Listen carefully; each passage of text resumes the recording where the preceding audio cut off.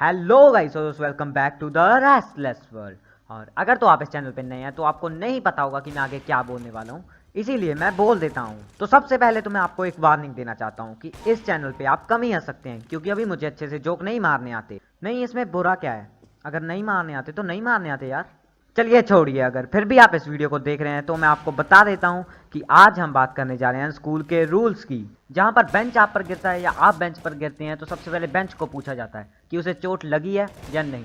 और अगर लगी होती है तो आपकी जेब में से 100-200 का नोट खाली हो जाता है, और जो हमारे चोट लगी है उसका नुकसान कौन भरेगा यार? नहीं भाई, सोचो अगर तुम्हारी क्लास में कोई टीचर आए, वो बैठने लगे और कुर्सी टूट जाए, तो तुम क्या करोगे? सबसे पहले टीचर को पूछोगे या कुर्सी को उठाओगे? अरे आप प्रैक्टिकल मत करने लग जाना।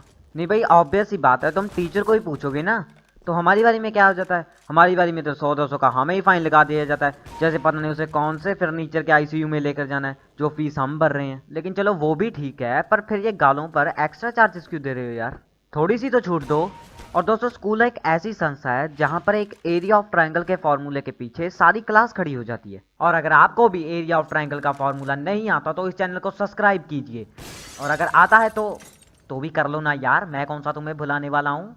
और एक और खास बात है हमारे स्कूल्स के बारे में, इसको शायद आप स्कूल का फैक्ट भी कह सकते हो। यहाँ पर एक बच्चा ऐसा ज़रूर होता है जिसके पेरेंट्स उसी स्कूल में टीचर होते हैं। और ऐसी बात नहीं है कि हमारे स्कूल में नहीं है, ये तो स्कूल्स का फॉर्मूला है जो हर स्कूल में अप्लाई होता है। और हमारी क्लास में तो डबल है, इस फॉर्मूले का कन्वर्स भी है। पर पता है क्या है, स्कूल्स में इनके लिए कोई रूल्स बनाए ही नहीं गए हैं, ये जो मर्जी करें, किसी को कुछ फर्क नहीं पड़ता। और हमारे स्कूल में ना सभी टीचर्स को एक आदत है, इनको लगता है कि जब तक ये किसी बच्चे को एक मोटिवेशनल स्पीच नहीं ना दे देंगे, तब तक वो बच्चा ज़िंदगी में कामयाब ही नहीं हो सकता।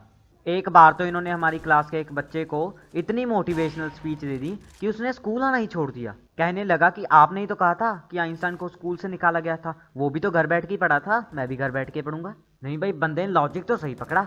और जो हमारी पंजाब की गवर्नमेंट है ना, उसको लगा कि अभी ना बच्चों पर कम स्ट्रेस पड़ रहा है, तो उन्होंने एक और सब्जेक्ट ऐड कर दिया जिसका नाम रखा वेलकम लाइफ। हमने कहा टाइटल तो ढास हुआ है, शायद उनको लगा होगा कि बच्चों को जिंदगी के बारे में नहीं पता है, उनको पहले जिंदगी के पाठ पढ़ाओ। नहीं, हम सारे सब्जेक्ट छोड़कर पहले जिंदगी पर ही ना कॉन्सेंट्रेट कर लें। और 10th क्लास की उस बुक का लास्ट चैप्टर पता है क्या था? Stress management. मैंने कहा यार ये क्या है, पहले खुद ही स्ट्रेस दे रहे हो और फिर उसे ही मैनेज करने के तरीके बता रहे हो। वाह, इसे कहते हैं बिजनेस यार। और इस सब्जेक्ट से जुड़ी एक और स्टोरी मैं आपको सुनाता हूँ। अभी कुछ ही दिन पहले हमारा वेलकम लाइफ का पीरियड चल रहा था।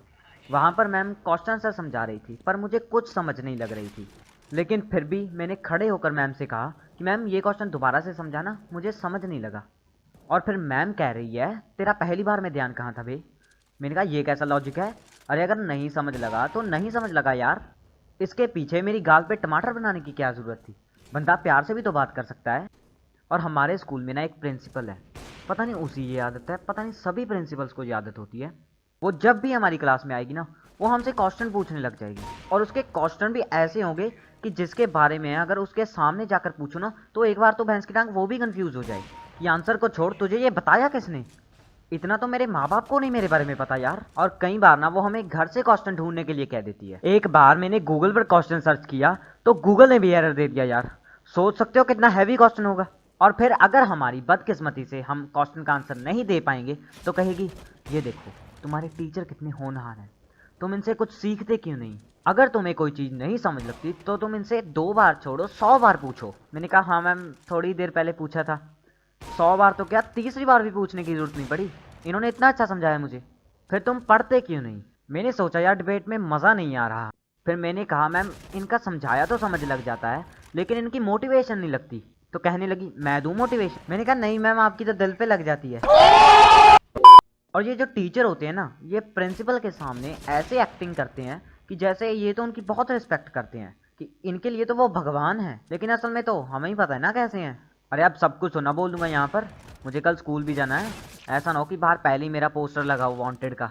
तो चलिए आज के लिए बस इतना ही। और अगर तो आपको ये वीडियो अच्छी लगी हो तो इस चैनल को सब्सक्राइब कीजिएगा और इस वीडियो को शेयर भी ज़रूर कर दीजिएगा, लेकिन सिर्फ अपने दोस्तों के साथ, किसी टीचर को मत कर देना यार।